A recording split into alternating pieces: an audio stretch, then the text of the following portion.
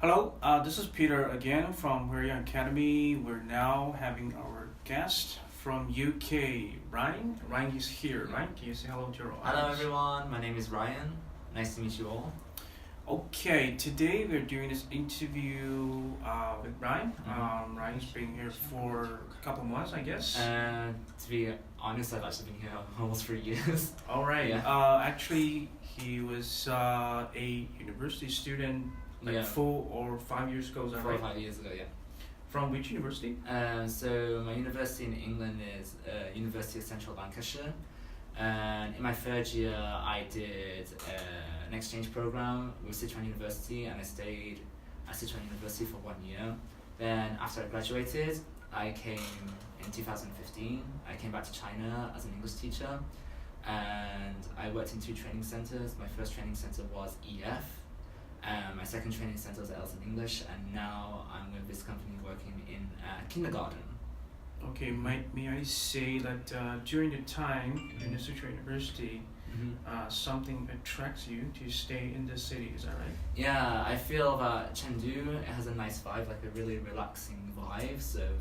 And I've been to other cities before. My first time to China, I went to Beijing. I thought it was too crowded, too many people. That's right.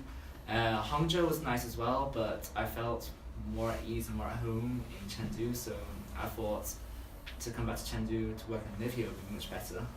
Okay, so I guess a lot of things changed, like since 5 years ago. Right? Yes, a lot of things. So when I was studying at Sichuan University, there were only 2 metro lines.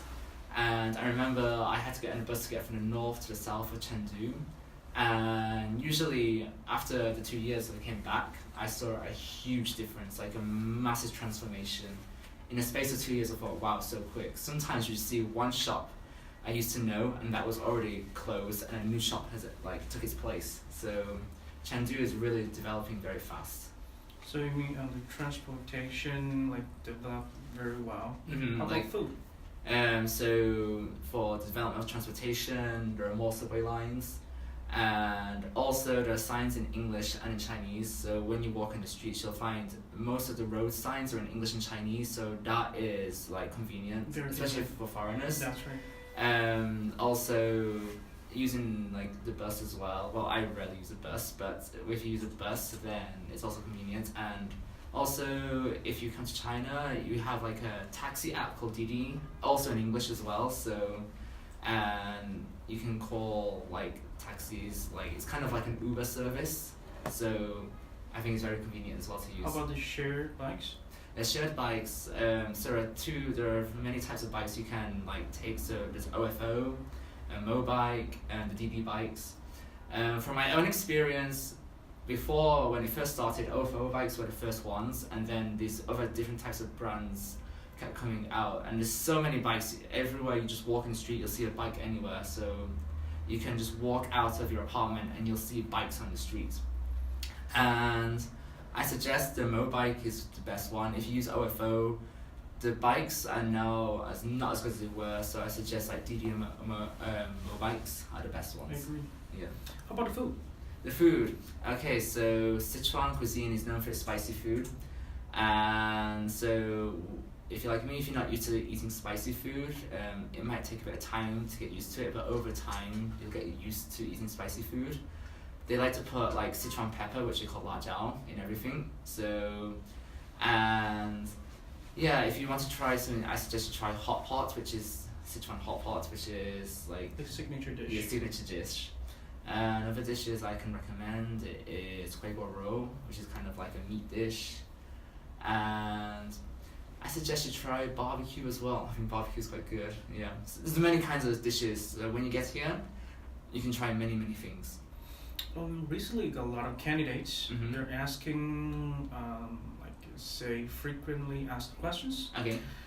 Most of the concerns are safety Okay. and weather and transportation. Oh, you already talked about transportation. Yeah. How about do you think this city is safe? So to stay? safe. I would say majority of China in most cities are very safe. So for example, I could walk alone at 1 a.m. in the morning on the street, no one would be there, and it is very, very safe. So safety is like very big over here. It's like number one. So yes, it's better. I would say, for example, in England, if I go to the big cities at night time, I'd be more like wary. In China, I know I can just walk on the street in the middle of the night and I'm safe. Totally agree. Yeah. Okay. I think the second most frequently asked questions is visa. Okay. Visa process. Okay. I know you're applying for your Z visa already. Mhm. I guess the letter will be issued Yeah. probably in 2 weeks. Yeah. I guess. Mm-hmm. So what's the preparation you did? Okay, so it can be a long process, but I can tell you step by step easily. So first, if you want to be an English teacher in China, you'll need to have a degree and a TEFL teaching certificate. These are the most required. Now the laws are getting more strict in China. Some may ask for like you need to have 2 years working experience beforehand in teaching. However, if you come to China and you apply for a China TEFL, then that will count for your 2 years experience. Even if you have no 2 years work experience, you have this China TEFL, you can go to work as an English teacher straight away. So you need a degree, your TEFL, then once you get here do a China TEFL, and then what you'll need to do is also have a non-criminal record from your own country. That's right. And a basic disclosure, so not anything else fancy, just like a basic disclosure, that's all you will need. And also, what else would you need as well? So these are the 4 main things. And then what will happen is that you'll come to China, well, you go to the embassy in your own country. Then what will happen is they'll give you a stamp to come into the country, like they'll give you a visa. This is only a temporary visa to get in the country. Once you've come here, then that visa will be changed into a working visa. So they'll take it to a public security bureau office, and then you will be changed onto a working visa. So it's like the visa you get in your own country is just basically to enter the country, and then you have to process it again onto a working visa, which will basically you have to go to the PSB office in Chengdu, the PSB office in Chengdu, and that will take maybe 2 to 3 weeks, maybe 2 weeks. Oh, around 10 to 15 working days, Yeah. I guess. Yeah, 10 to 15 working days. And then once after that, you are on a legalized working visa, and you'll have all the correct documents, so you'll be fine. Yeah. Actually, a lot of the candidates they're asking about this question because they're worried because Mhm. they're new here in a foreign country alone. Mhm. I guess they're reasonable questions, I guess. Yeah. So what you do in your off days? Like, what's your hobbies? So usually I would hang out with some friends. It depends. So you can there's a variety of activities, especially for foreigners. There are many groups. So there is a big foreign community in Chengdu, and you can find many things. So for example, if you want to do more Chinese activities, like you can find like wushu, like Chinese martial arts. It's very easy to find. But the instructor will be in Chinese, so like you would have to listen to them speak in Chinese. You might need a translator. But if you want to be like, they'll try their best. Some will have basic English skills, but there are many like clubs you can join. There are many social activities like for nightlife. If you want, there are bars as well and party areas, and there are also places for like foreigners to hang out as well. So I think once you arrive, and it's just depending on what you want to do. There are many things to do here.